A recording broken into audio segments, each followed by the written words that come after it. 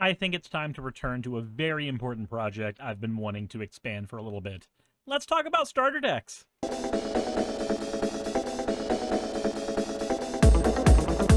2 years ago now, Wizards of the Coast released something that I think was fantastic, and I wish they would do more of, maybe once every 2 years or so. But for now, we have only ever gotten this wonderful product once. This wonderful product I'm talking about are the Magic the Gathering starter commander decks. Why did I like these things so much? Well, a couple of reasons. Ignoring the current price tag of these, they were simplified commander decks running slower, more simple mechanics that were very, very easy for new players to understand, while also being only $20 each, with the one exception being the Dragon deck, because MSRP wasn't a thing when this came out, and people kept selling it for $25 and $30 because of, I don't know, Dragon-y reasons.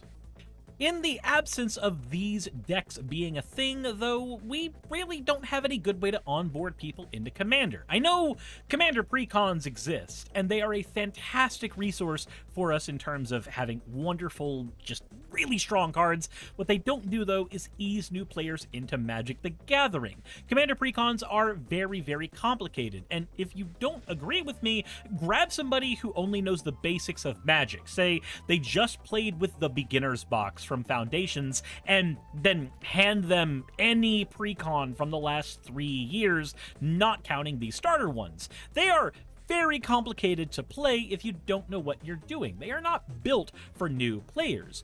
These precons, however, were, and they did so by trying to give you an environment where cards scaled slowly and had very little text. Some cards were still complicated in these, but like, cards did one or two things, and triggers didn't layer up almost infinitely into the stratosphere like we can get with some precons right now. Looking at you, Aminatu precon that actually had an infinite combo with Ondo Spirit Dancer. To that end, to make any of these starter commander decks, the trick is going to be very simple. We need to make sure that every single card in the deck is simple in and unto itself. The lines of play need to be very simple as well, and cards, when we can help it, need to have explainers on them for their keywords, unless they are something so simple that we can give them a tiny reference card, and that will be that. The idea of a starter deck is to hand it to a new player who doesn't understand Magic the Gathering and get them into a game with everyone else. The budget for these needs to be around $20, as close to that as we can physically manage. The land bases need to be very simple. As much as I would love to shove tons of utility lands in these things, we can't really hand a ton of those out to newer players when they are just learning what a mana base is even for. And there are certain decks that we are not going to be able to hand new players, like, say, Aristocrats, because they require keeping track of a bunch of triggers in your head, and that is just not really a good thing to start a new player out with. I actually got to watch this recently, where my good friend Vice Rhino, who was learning Magic the Gathering with me, my girlfriend Saki, and my friend Godless Engineer, he was watching an Aristocrat deck pop off and was dumbfounded that anybody could keep up with all of the triggers that were happening. For some reason, my girlfriend decided that playing Corvold was the right move during that game. Or maybe it was Beladros Witherbloom. Either way, Aristocrats are not user-friendly. You know what is user-friendly, though? Aiming a single commander at your opponent's throat and yelling, bang. And to that end, we are going to be running Catti-brie of Mithril Hall. Catti-brie is a very new player-friendly commander. She costs a small amount, so she gets out very, very early. She has 2 keywords, First Strike and Reach. This allows green players to deal with flying, which is usually an area of friction for them. And she has a great ability. Anytime she attacks, you put a 1/1 counter on her for every equipment attached to her. If you're a new player, you will immediately see this as a line saying, throw equipment on me. It's like a giant red neon sign. Then you can pay 1 mana and remove all of the 1/1 counters you've gained on her to throw at any attacking or blocking creature if you need, giving you the ability to unload your salvo if you can't close out the game. This gives players an option that is very, very ignorable if you just want to focus on building Catti-Brie up, which I think is very good for a newer player. You want them to have commanders that either signal a typo mechanic, are a draw engine, or otherwise give a choice that is so optional that it can be ignored and the deck will still feel optimal. We are going to be running a VOLTRON strategy here, where you put a commander on the battlefield and assemble as much equipment on it as possible to try to kill a single player, and then move on to each other player in turn. The weaknesses of VOLTRON are usually an inability to deal with sacrificing, and that's why we are running Catti-Brie with an equipment theme. Catti-Brie happens to be very low mana cost, so as many edict effects as your opponent may have, we probably have the ability to play her through those edict effects, and because we are using equipment, we aren't going to be losing that much of a board state to any of these effects so long as we have some mana to spare. So let's go ahead and talk about the weapons we are going to be using.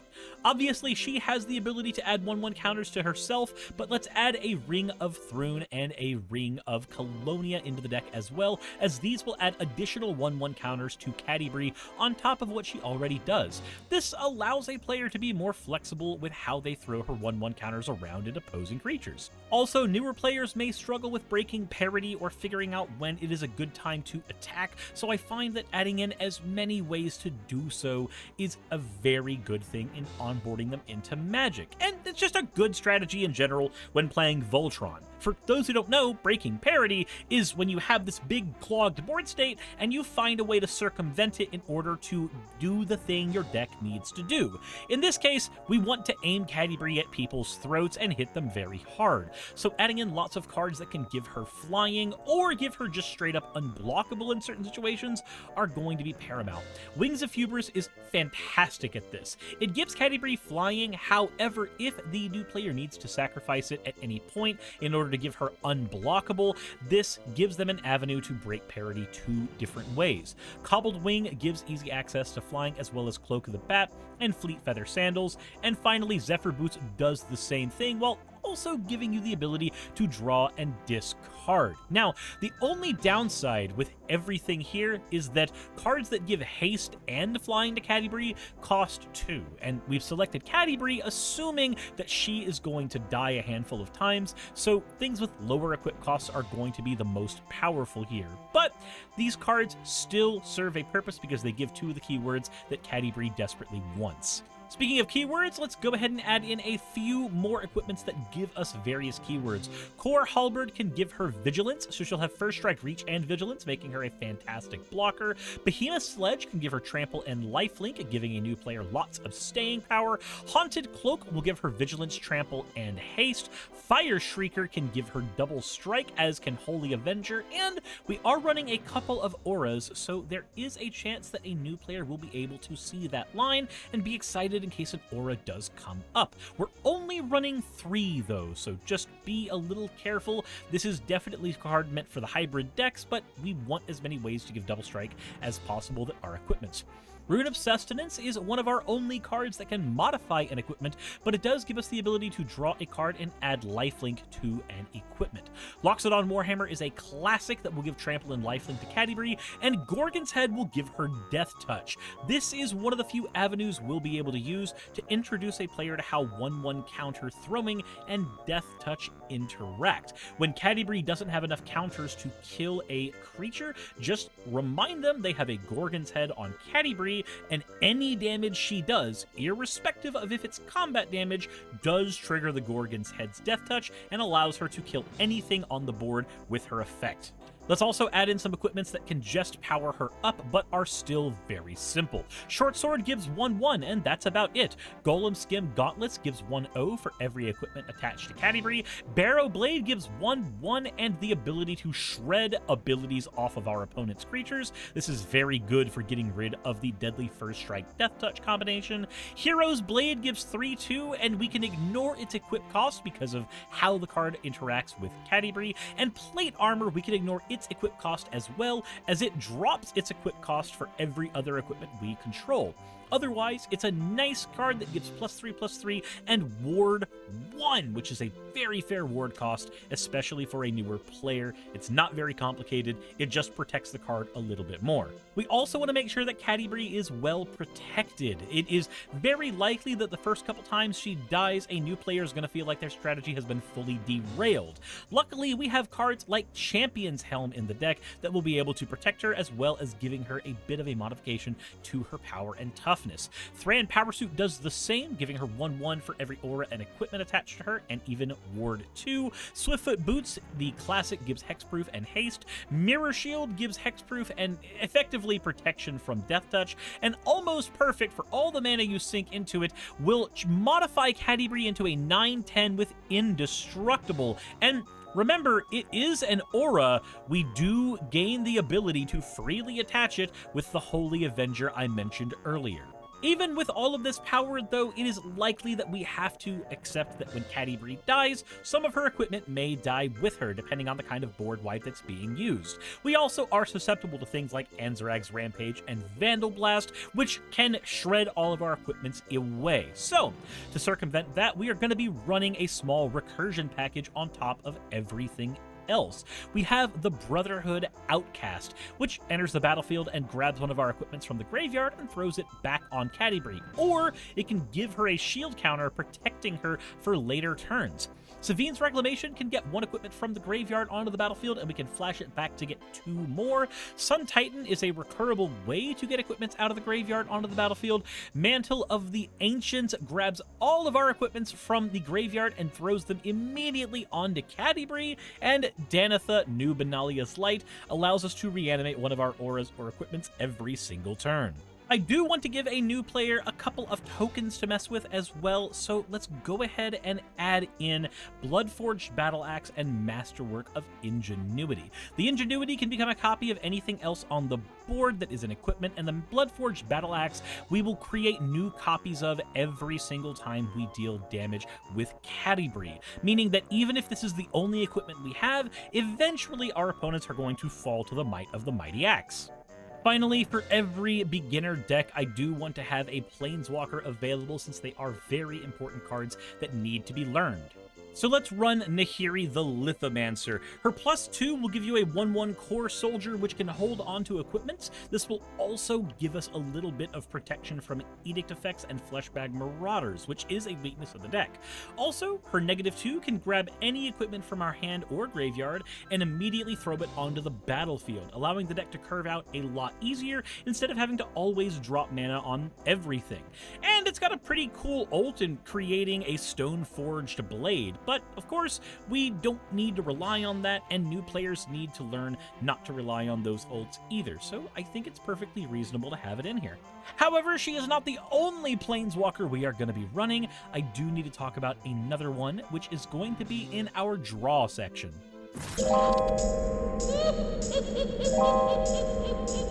We are going to be running 12 cards with the sole purpose of trying to increase the number of cards in our hand or otherwise give us some kind of advantage. And I mentioned we would be running at least one more Planeswalker in this deck, and that other one is going to be Ajani Unyielding. His +2 is fantastic. It lets us reveal the top 3 cards of our library and grab all non-land permanents from them and put them into our hand. Our deck only has 5 instants and 9 sorceries, so the majority of our deck, 84 cards of our deck, are all permanents. Most cards in our deck can be grabbed with Ajani Unyielding if they are not lands. His -2 is also fantastic, being able to exile any creature, and basically it's a path to exile. The opponent will gain life equal to the card's power, but we can use that in a variety of ways. If Catti-Brie is huge and can't get in, and we are close to dying to some kind of aristocratic strategy or burn strategy, we can even use this to gain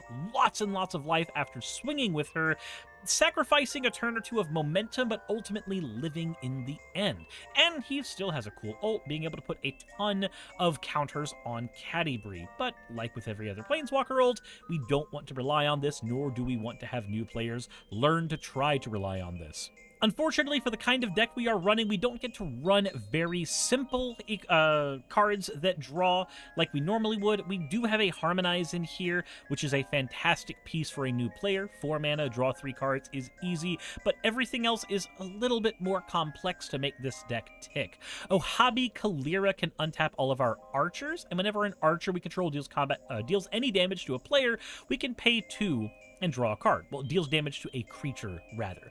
This is a very easy advantage engine to run with Catti-Brie, as this is straight benefit for just sniping things with her ability.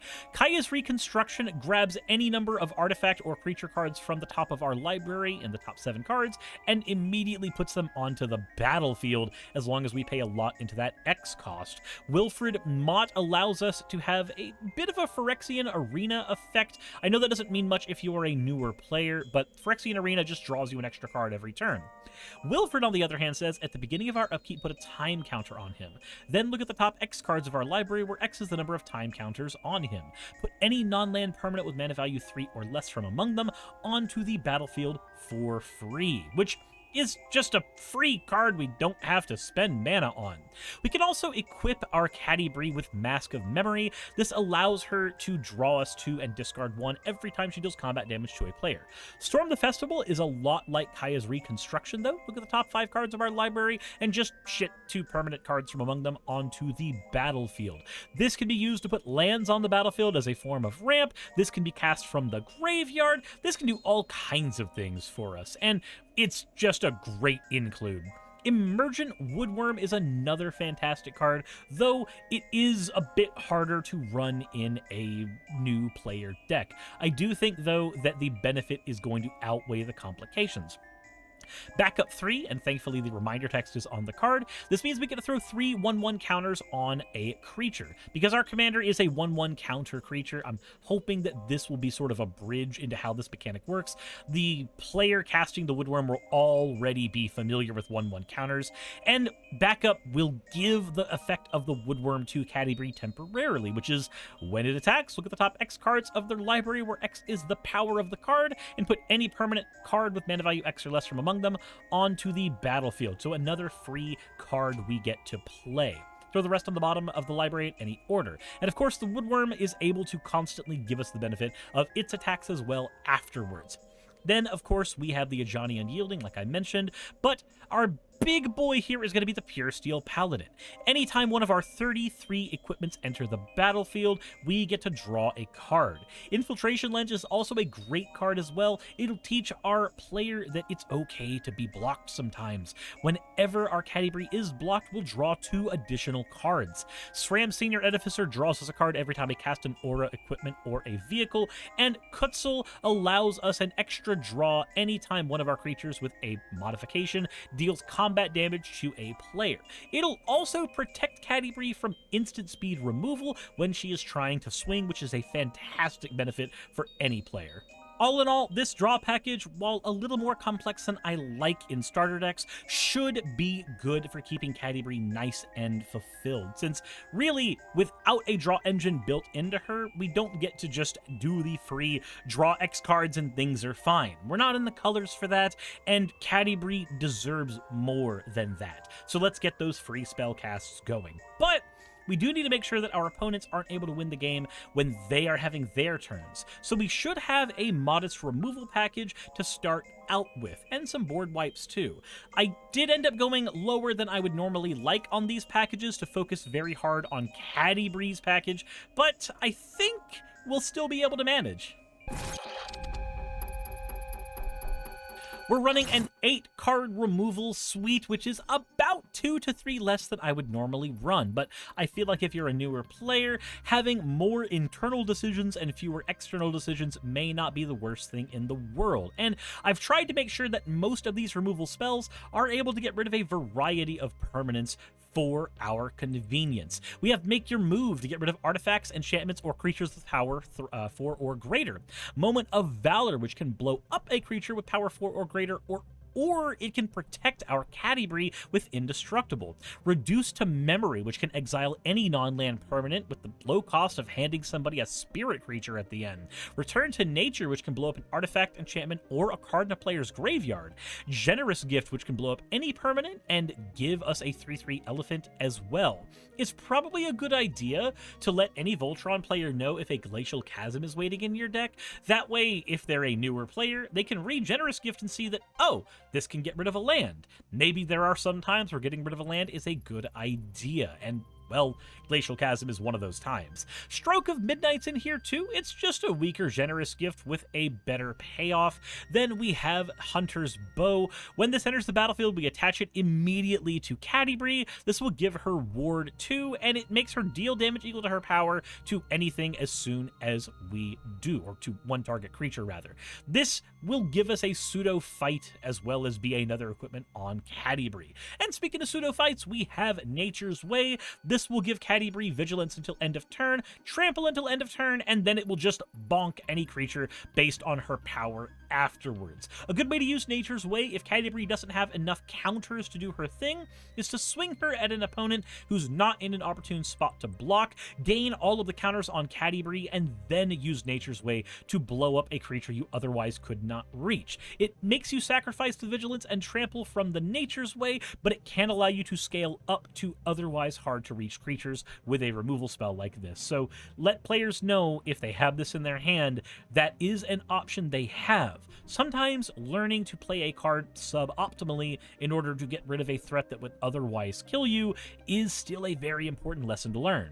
We're also going to run the board wipes Single Combat and Divine Reckoning, as both of these allow us to blow up multiple creatures on the board, but not Catti-brie. And Divine Reckoning will give players access to the flashback mechanic, allowing them to learn that they need to pay more attention to their graveyard, even if they don't have a recursion spell immediately in their hand. Hopefully, the removal suite and the draw suite in this deck, while being a little more complex than I would like, will make up for the fact that they are a little more complicated. I hope the payoffs will be good for a newer player. And if you are introducing somebody to a Voltron strategy with this commander, with this deck, then let me know how these cards played out while you were teaching your friend or family member or person you hate but you want to actually start to like. So you start them on a character arc involving Magic the Gathering. Is that only me? Am I the only one that does that? Just me? Anyway, we should probably talk about lands and stuff now, right?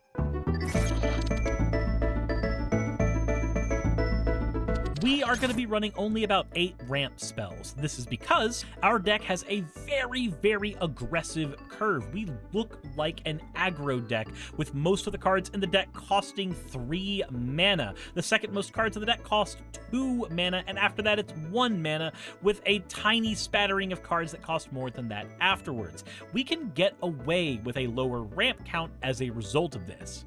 And one of the ramp spells we are using is Explorer's Scope. Whenever a creature attacks with this attached to it, we look at the top card of our library, and if it's a land, we immediately throw it onto the battlefield. A fantastic way to ramp while also synergizing with Catti-brie. Golden Tail Trainer drops the cost of all of our equipments by X, where X is its power, and even has a secondary ability to give other modified creatures XX, where X is also Golden Tail's power. Foundry Inspector and the Stanheim Courser can also be used to drop the cost of our equipments down throughout the game. We're going to be using Rampant Growth and Heaped Harvest as our ways of getting any lands or any basic lands out of our deck onto the battlefield. They are the safest ways to ramp in Magic the Gathering, but I did want to include the basic Arcane Signet and Soul Ring in the deck too, because, well, it's a deck for a newer player. They should probably have their Soul Ring. I don't like the card, but I don't have to like the card to recognize everybody's going to run the damn thing. After that, we're going to be running 12 forests and 11 plains, with the dual lands being Sungrass Prairie, Command Tower, Temple of Plenty, Fortified Village, and Canopy Vista. And we're only going to be running a few fetching lands. While I would normally run Shire Terrace and Promising Vein, for a newer player, I think we'll just stick them with Evolving Wilds and Terramorphic Expanse as our basic fetch lands. We'll also have the ramping fetch lands of Myriad Landscape and Frozen Verge in here. And remember, when a new player is using Frozen Verge, their first instinct is almost always to grab the basic forest and the basic plains. But if they haven't played their Canopy Vista yet, remind them Frozen Verge grabs the Canopy Vista as well as a basic land, which makes it way easier to sequence into whatever dual color shenanigans you need to afterwards. Then we have a couple of utility lands. I don't like running a ton of utility lands in a starter deck, but I think the few we are running have very, very justified positions. Rogue's Passage is easy. It makes Catti-brie unblockable. Buried Ruin is also easy. We can sacrifice this to reuse an artifact that we like. This will hopefully let players know, like with all the other recursion in the deck, that it's okay to lose your permanents if you have ways of getting them back. Opal Palace can give us extra 1/1 counters on Catti-brie if we desperately need them, and Vitu-Ghazi the City Tree gives us that much needed ability to spawn a token whenever our opponents may try to give us an Edict effect. If a new player is looking at this and wondering, hey, why is this in here? Why would I want to make this token? That doesn't make any sense. Just show them Fleshbag Marauder and remind them it's okay to have ways to stop things that cuck your deck. And that's everything that we are going to be running in this Catti-brie deck. So really, the only thing left to do is show you how to play the thing. And let's go ahead and get right into that. Honestly, as long as we have a way to draw cards and we have a couple of equipments on our opening hand, we're probably good as long as we've got the lands to support them. This opening hand has Evolving Wilds and Terramorphic Expanse and a couple of basic lands, so we can get all of our deck's colors super quickly and be off to the races. Let's go ahead and start out with the Terramorphic Expanse and crack it to grab a forest out of our library and drop that onto the battlefield tapped, passing to our opponent so we can go into turn 2. Now that we're in turn 2, we've drawn an Emergent Worm and a Storm the Festival. These are going to be super useful later in the game, but not going to be very important early. Let's go ahead and pay 2 mana and get Catti-brie online and on the board. We can't do anything with her yet, but having her out this early will be beneficial. We move into turn 3 and we have Almost Perfect. This will be fantastic on a follow-up turn.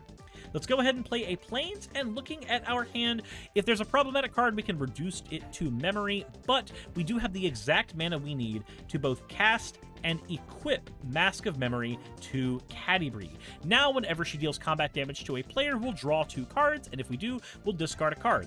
This early in the game, there's at least one player who hasn't gotten a creature out because they have ramped on their turn, so let's go ahead and turn Catti-brie over and hit one person in the face. This will give her a 1/1/1 counter, she'll hit for 3, and we get to draw 2 cards and discard 1.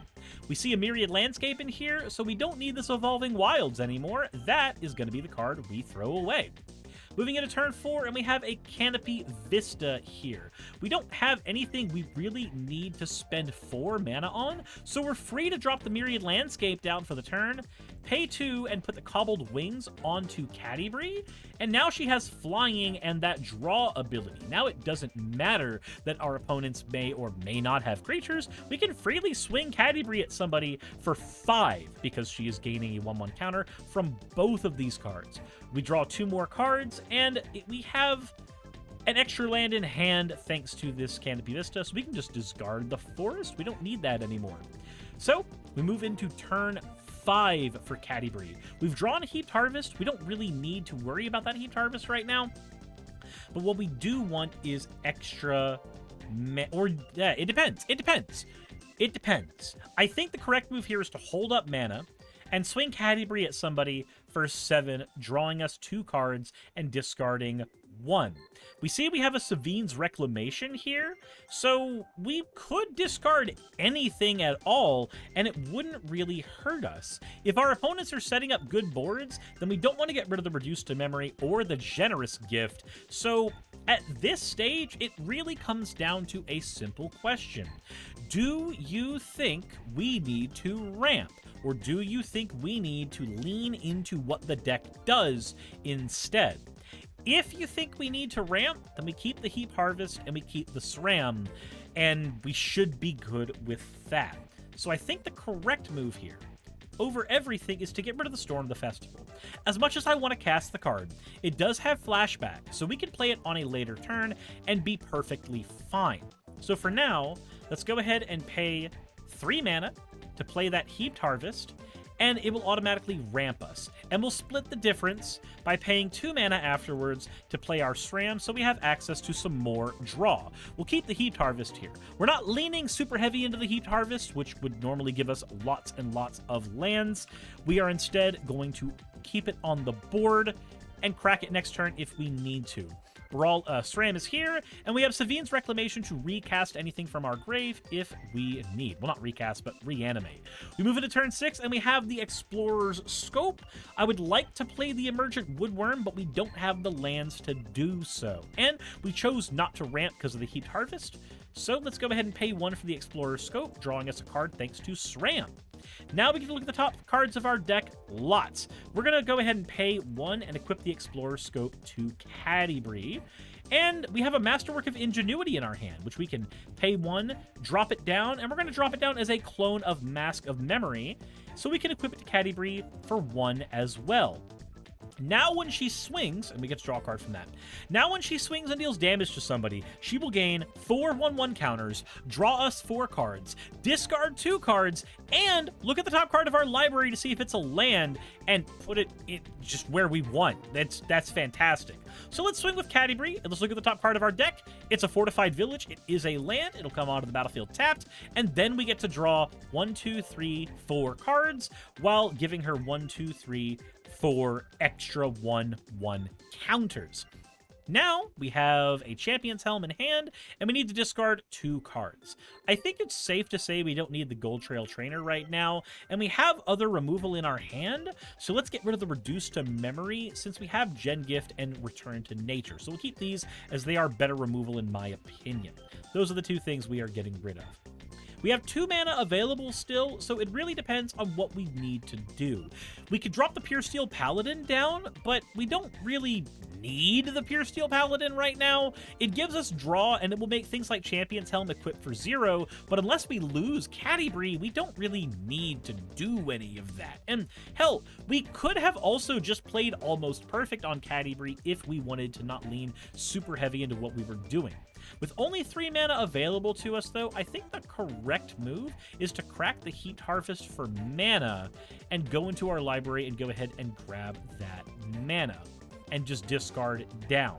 Looking at what we have right now, we need to get rid of 2 cards. We keep Almost Perfect and Champion's Helm as they can give us the great combination of Hexproof and Indestructible. I think the things we get rid of are Savine's Reclamation, so we have access to its flashback, so it's not truly gone, and Nature's Way, as it is the worst of the removal options we have in our hand.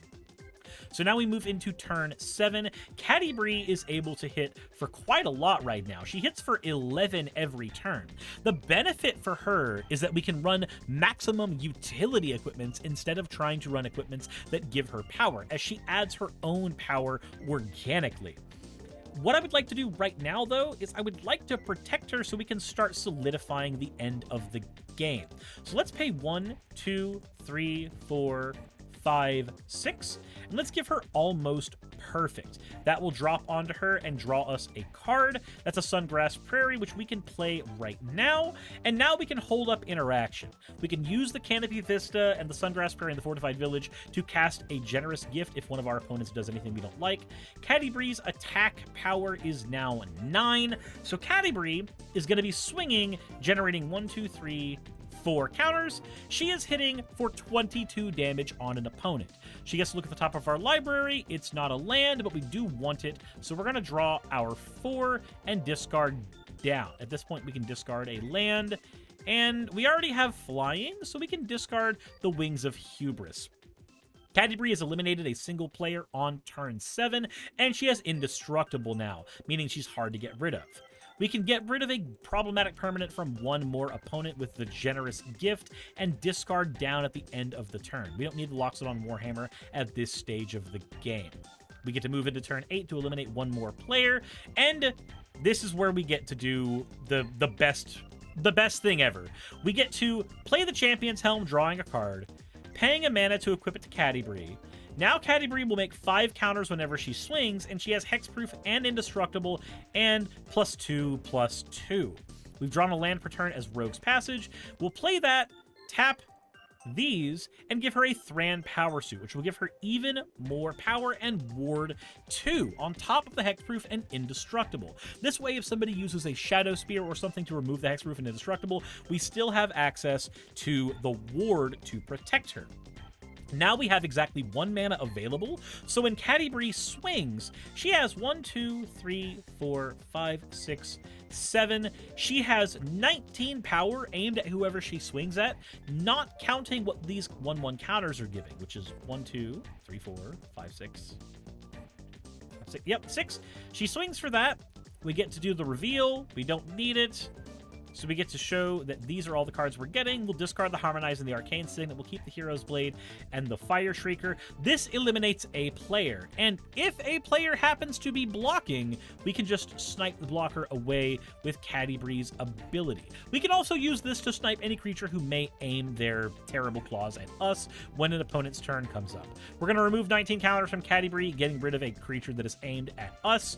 And then we take our turn, and we finish things off by giving her just stupid abilities. Playing Fire Shrieker, drawing a card, tapping 2, putting Fire Shrieker on Catti-Brie so she gets double strike with 12/12, and we'll pay 1, 2, 3, 4, and tap Rogue's Passage. Catti-Brie, swing for 12 double strike with, unblockable, and 1, 2, 3, 4, 5, 6, 7 extra 1/1 counters, so that's 19 double strike. Every single player is eliminated on turn 9, which is very, very fast for a starter deck.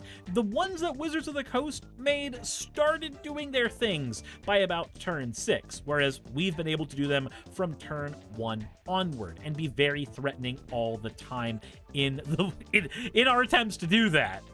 All things considered, you should have a very, very smooth game plan when playing Catti-Brie. She is a starter deck, so ideally you play this as it is and you don't worry too much with upgrading it, since the goal of this is just to introduce a player into Commander. If somebody wanted to upgrade the deck, though, I think we can try to add in a couple of complex cards on top of this, over and above what was in the original build. So I guess we'll go ahead and do a first for the series. Let's talk about ways to upgrade this starter deck.